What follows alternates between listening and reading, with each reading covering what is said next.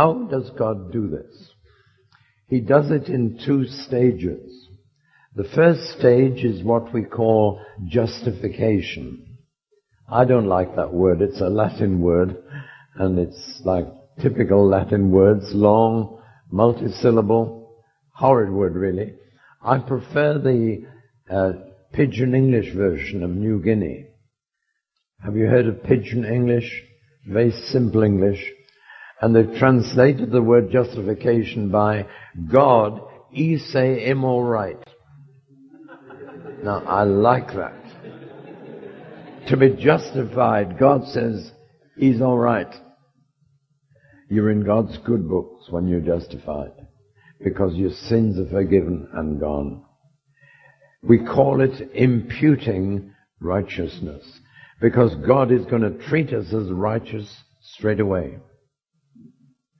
But then, on the basis of that restored relationship, he imparts righteousness to us. And that's called sanctification. And it's all part of salvation.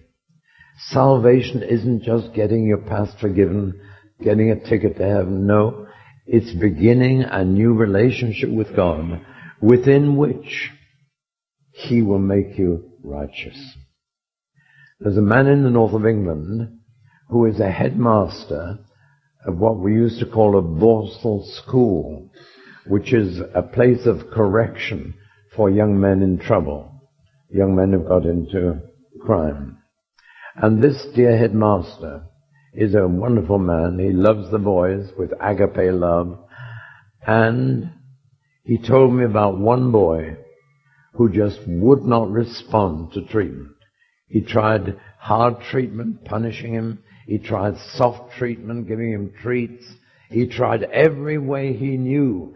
And this sullen, angry, rebellious boy didn't change that much. Finally, this headmaster called this boy into his office. He said, you realize I've tried every way I know to help you to turn over a new leaf and live a new life. I really have tried. But he said, you don't respond. But he said, I have one more thing that I could do to help you. And he said, I need your permission for this, which surprised the boy.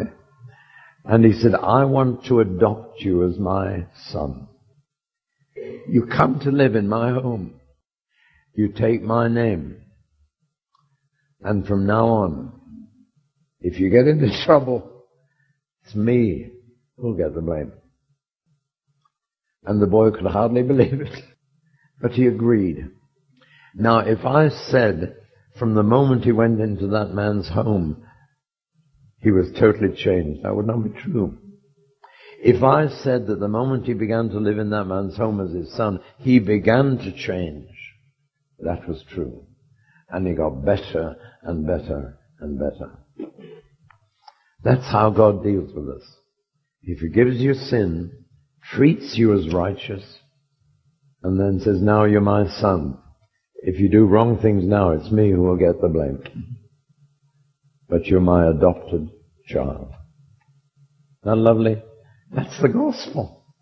It's a gospel of righteousness.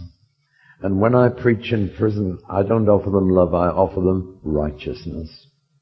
And I found that everybody I talk to, in their heart, wishes to be a better person.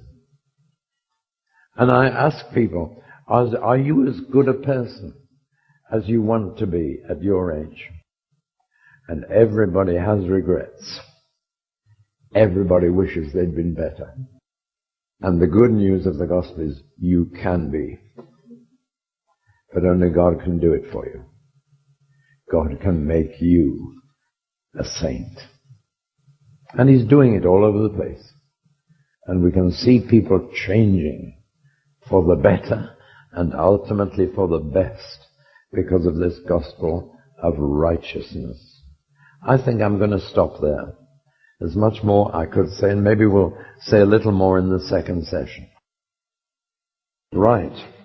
There are many gospels going around at the moment. There's the gospel that says you must be holy. And there's another gospel that says you needn't be holy. But my gospel is you can be holy. And that's an offer. Holiness is not a demand, it's an offer. And God doesn't just offer us forgiveness, He offers us holiness. He offers us righteousness. And therefore, there are two things that God finds very offensive. One is unrighteousness. And God can't live with that. He finds it very offensive to His righteous nature that anybody should be living in unrighteousness.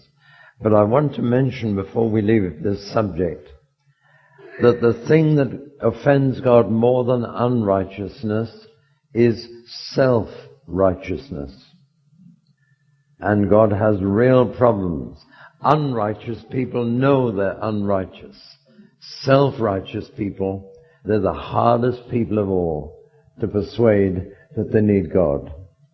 People who believe they're better than most other people. It's one thing, I love preaching in prisons because people know they're unrighteous. They know they're bad. But preaching in some churches is so hard because they don't know it. And self-righteousness is characteristic of religious people. And God hates self-righteousness. Jesus got on with sinners wonderfully. Couldn't get on with Pharisees because they were self-righteous.